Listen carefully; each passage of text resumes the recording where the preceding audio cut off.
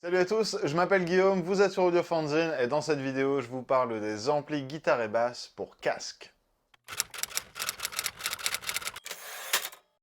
Bienvenue à tous, comme d'habitude, j'espère que vous vous portez extrêmement bien, que la vie est belle, qu'il fait beau chez vous. Et comme d'habitude, que tout le matos que j'utilise dans cette vidéo est dispo chez Thomann dans les liens dans la description ci-dessous.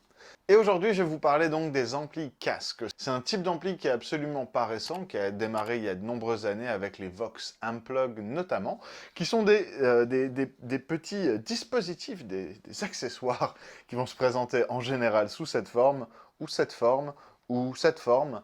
Là, en l'occurrence, on parle du Fender Mustang Micro Plus, mais voilà, en gros, ce sont des boîtiers qui vont se brancher directement dans votre guitare, auxquels vous pouvez connecter un casque, des écouteurs, peu importe, et donc ça va être des émulations digitales de différents sons de guitare, différents types d'amplis, différents types de sons basés sur tel artiste ou telle chanson, peu importe. Mais en gros, des accessoires qui vont vous permettre d'avoir quelque chose d'extrêmement compact, de brancher votre casque directement, et d'avoir, voilà, qui fonctionne sur batterie ou sur pile, et qui vont vous permettre de jouer absolument n'importe où, sans déranger personne, juste avec votre casque. Et voilà, c'est une part de marché qui a énormément évolué au cours de ces dernières années, et donc là, à l'occasion de la sortie du Fender Mustang Micro Plus, qui m'a donc voilà un peu forcé à revisiter ce type de produit qui, en règle générale, je n'utilise pas énormément parce que j'ai le luxe de pouvoir jouer à peu près aussi fort que je veux, que ce soit à la maison ou au travail,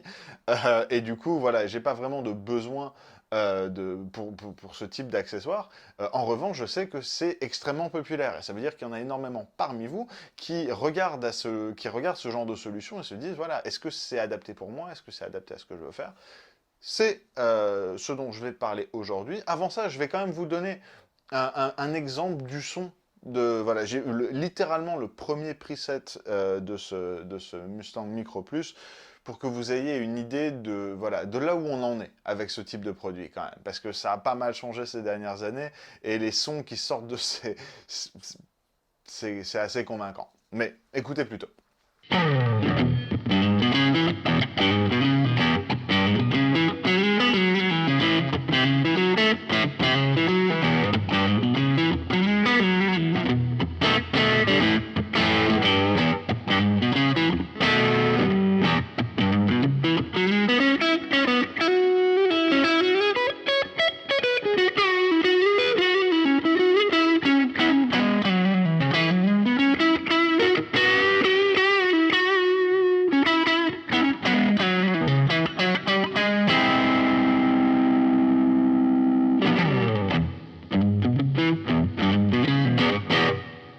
Donc voilà, là on est sur quelque chose qui était clairement basé sur un Fender Deluxe Reverb poussé dans ses retranchements. À mon sens, encore une fois, un preset que je n'ai absolument pas modifié. Vous sortez ça de la boîte, preset numéro 1, c'est ça.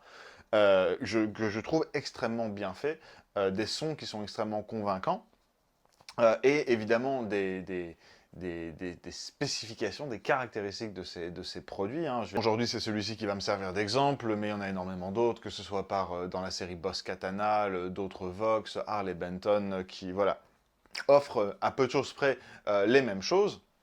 Mais donc voilà, où on en est avec ce type de produit, et évidemment, est-ce que c'est quelque chose qui pourrait vous intéresser?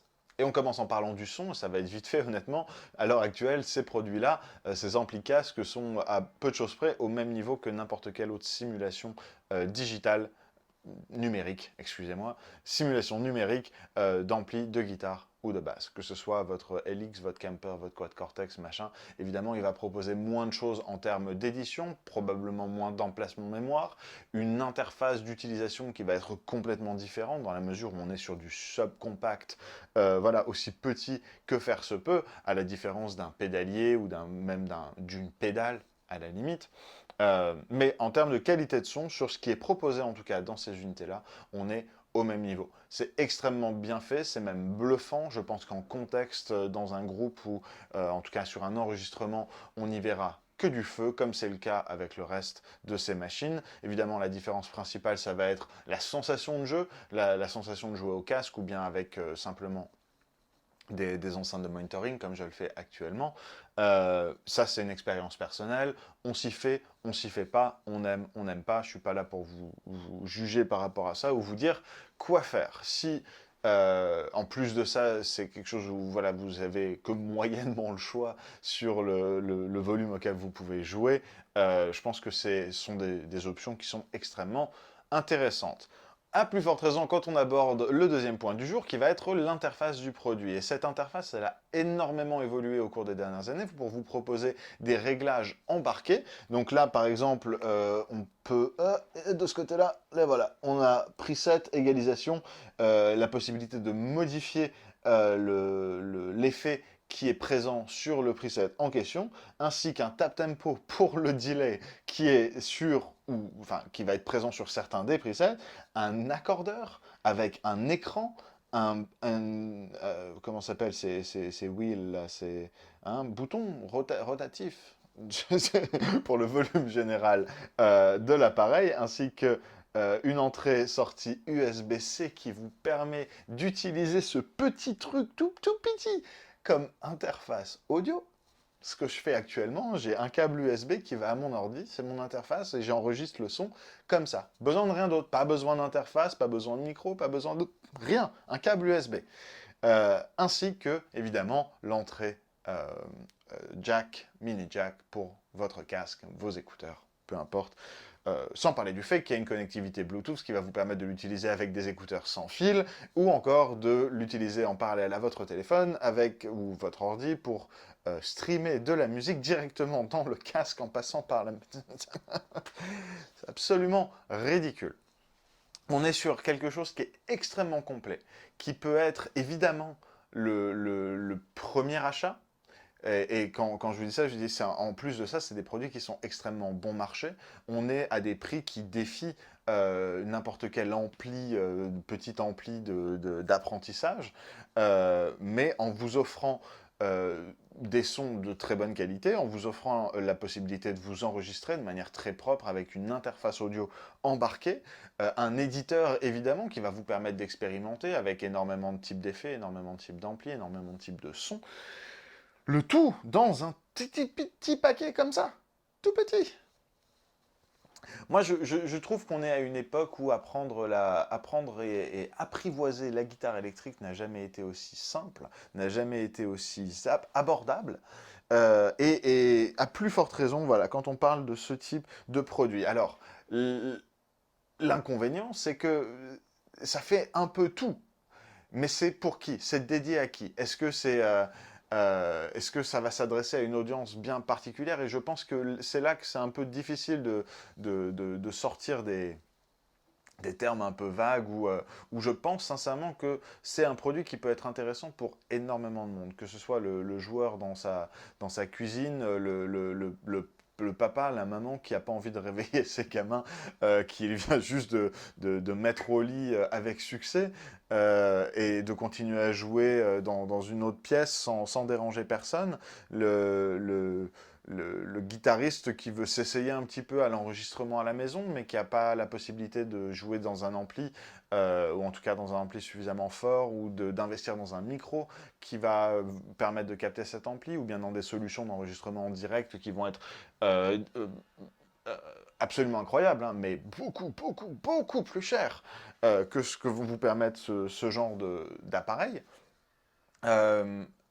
Entre autres, vont être des publics qui pourraient être intéressés par ce genre de produit, mais de manière plus générale, parce que le prix le permet, en tout cas à mon sens, évidemment, je ne dis pas que 100 euros c'est rien, hein, c'est beaucoup d'argent pour certaines personnes, et c'est absolument pas un jugement que je fais là, mais je pense qu'on reste dans un budget relativement abordable, en tout cas quand on parle de cette catégorie de produits, qui va permettre à n'importe quel autre guitariste qui cherche une solution compacte, une solution pour les vacances, une solution qui va vous permettre d'enregistrer à la volée, ça et là, pour des démos. Hein. Je ne parle pas nécessairement d'un truc qui va rivaliser un enregistrement à Abbey Road, mais vous partez en vacances, ou vous êtes en déplacement en permanence, vous passez d'un train à une chambre d'hôtel pour votre boulot, pour quoi que ce soit, et vous avez votre ordi, vous voulez pas prendre une interface audio, vous voulez pas prendre un pédalier, vous voulez pas prendre quoi que ce soit,